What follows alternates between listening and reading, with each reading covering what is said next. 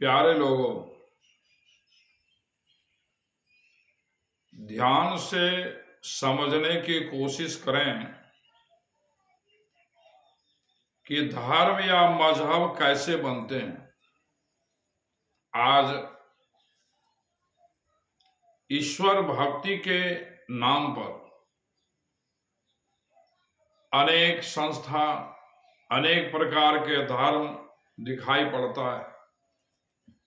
इसका कारण क्या है? जब सभी संतों, महात्माओं, मनुष्यों ने कहते हैं कि ईश्वर एक है और रास्ता भी एक है। जब ईश्वर एक है, वहां तक जाने का रास्ता एक है, फिर धर्मों में अनेकता क्यों है? विचारणीय है कि धर्म और शरीयतें या कर्मकांड अस्तित्व में किस प्रकार आते हैं। किसी स्थान पर कुल मालिक का कोई पूर्ण भक्त प्रकट होता है, ईश्वर का पूर्ण भक्त प्रकट होता है। वह अंतर में नाम से जुड़कर, कौन नाम? ध्वन्यात्मक नाम। साधना करते करते वह ध्वन्यात्मक नाम से, सार नाम से जुड़कर या परमात्मा का रूप हो चुका होता है। वह परोपकार की भावना से दूसरे लोगों को भी नाम की साधना का मार्ग दिखाता है। उस महात्मा के श्रद्धालुओं की गिनती में वृद्धि होने से सरोवरों की, लंगर की, रहने के लिए मकानों की, प्रचारकों की और अन्य कई प्रकार के प्रबंधों की आवश्यकता पड़ती है। जरा समझिए,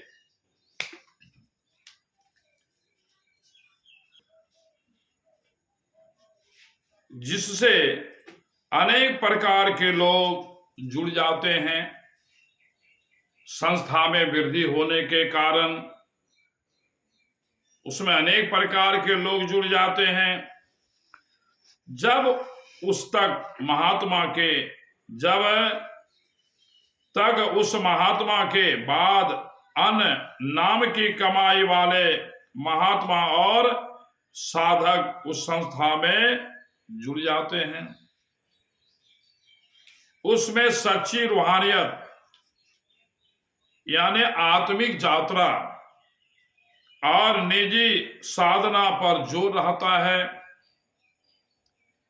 जब संस्था में सिर से नाम की कमाई वाले महात्मा की छत्र छाया उड़ जाती है, यानी नाम भजन करने वाले सच्चे संत महात्मा का छत्र छाया उठ जाता है और निजी रूहानी अभ्यास वाले साधकों के स्थान पर व्यावसायिक प्रबंधक और प्रचारक आगे आ जाते हैं। वो एक संस्था बन जाता है और उसमें अब प्रबंधक वह व्यवसायी बन जाता है। वह दिन रात वह सोचता है इसमें कैसे लोग अधिक से अधिक जुटे, कैसे हमारा आश्रम तीर्थ स्थल बन जाए। तो वह बाहरी कर्मकांडों में पड़ जाता है। तो निर्मल रूहानी उद्देश्य से चली लहर एक संस्था का, और संस्था धीरे धीरे एक धर्म का रूप धारण कर लेता है। फिर क्या होता है? फिर आध्यात्मिकता की सांस घुट जाती है, यानी उस संस्था से आध्यात्मिक ज्ञान, आध्यात्मिक मार्ग समाप्त हो जाता है और शरीयत का जोड़ बढ़ जाता है।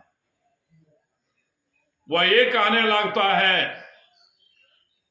कि हमारे संस्थापक का यही नियम था, वह यहाँ ऐसे बैठते थे, यहाँ घूमते थे, यहाँ टहलते थे, ये भजन गाते थे, ये प्रार्थना करते थे, आदि आदि कर्मकांडात्मक कर्म लागू हो जाता है। संतों महात्माओं के नाम की कमाई के उद्देश्य की ओर से ध्यान हट जाता है। उस संस्था को बढ़ाने के लिए, लोगों को जमा करने के लिए दिन रात सोचते रहता है, क्योंकि वह जो उसका संस्था में जुटे हुए अध्यक्ष, मंत्री आदि का साधना से तो कोई मतलब है नहीं। फिर क्या होता है? नदियों व सरोवरों में स्नान करने, धर्म स्थानों की परिक्रमा करने,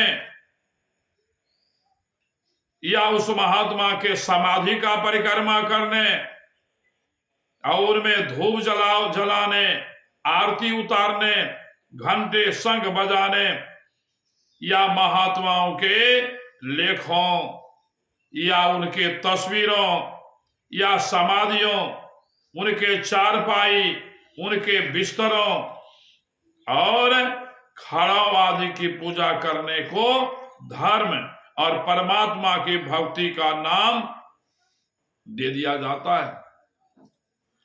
उसी को परमात्मा का भक्ति करने का नाम दे दिया जाता है। फिर क्या होता है? गौर से सुनिए कि आध्यात्मिकता का पतन हो जाने के कारण सच्चे जिज्ञासुओं को आध्यात्मिक आवश्यकताएं पूरी करने के लिए वह दयालु प्रभु पुनः अपना कोई प्रिय भक्त संसार में भेज देता है। पुनः कोई अपना भक्त संसार में भेज देता है। इसलिए कहा, जदा जदा धर्म ग्लानिर्भवति भारत, जब जब धर्म की ग्लानि होती है तब तब हम अवतार लेते हैं, या हम अपने ज्ञानियों को यहां भेजते हैं। क्योंकि पहले के जो ज्ञानी है उनके संस्था में कर्मकांडात्मक कर्म प्रारंभ हो जाता है। वह करके कभी जीवात्मा की मुक्ति नहीं होती है। फिर वह दयालु प्रभु पुनः अपना कोई प्रिय भक्त संसार में भेज देता है। वह क्या करता है? वह लोगों को दोबारा बाहर मुखी कर्मकांड में से निकालता है और नाम की अंतर्मुखी आराधना का सच्चा मार्ग दिखाता है। यह भोली भाली भगत नहीं समझ सकता। वह तो कर्मकांडत कर्म में लगा रहता है। अधिकतर लोग अंधी भेड़ी की तरह पीछे दौड़ना पसंद करता है। जब वह सच्चा आराधना और सच्चा मार्ग दिखाता है, उनके चले जाने के बाद उनके श्रद्धालु भी समय पाकर सच्ची रूहानियत से दूर निकल जाते हैं और नए प्रकार का कर्मकांड शुरू कर देते हैं। लोग समझ नहीं पाता है, नए प्रकार के कर्मकांड शुरू कर देते हैं। पुराने धर्म स्थानों के स्थान पर नए धर्म स्थान निर्मित हो जाता है।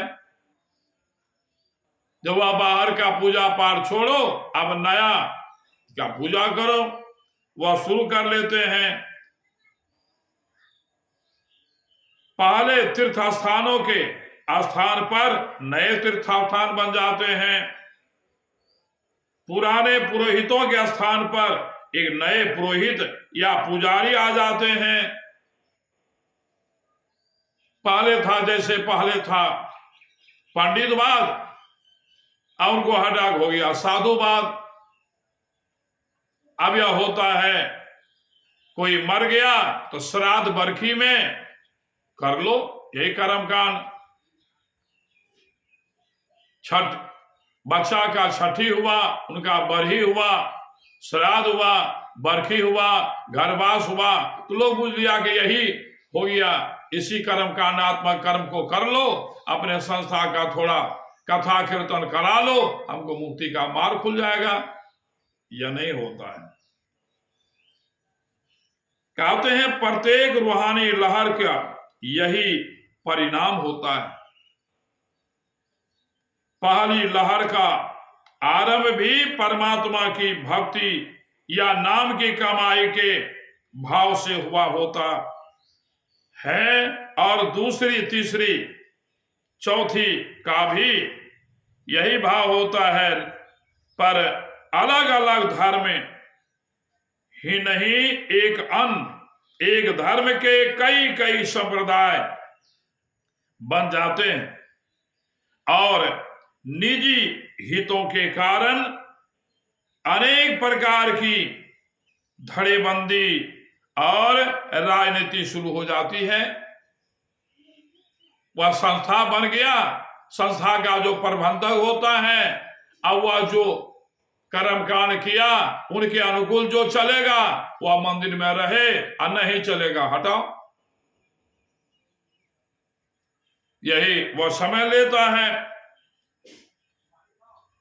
परमात्मा मनुष्य और नाम का प्रेम पैदा करने के लिए चली लहरें परमात्मा और वह ध्वन्यात्मक नाम को भूल करके धर्म को धर्म और मनुष्य को मनुष्य के रक्त का प्यासा बन जाता है, एक दूसरे का विरोधक हो जाता है।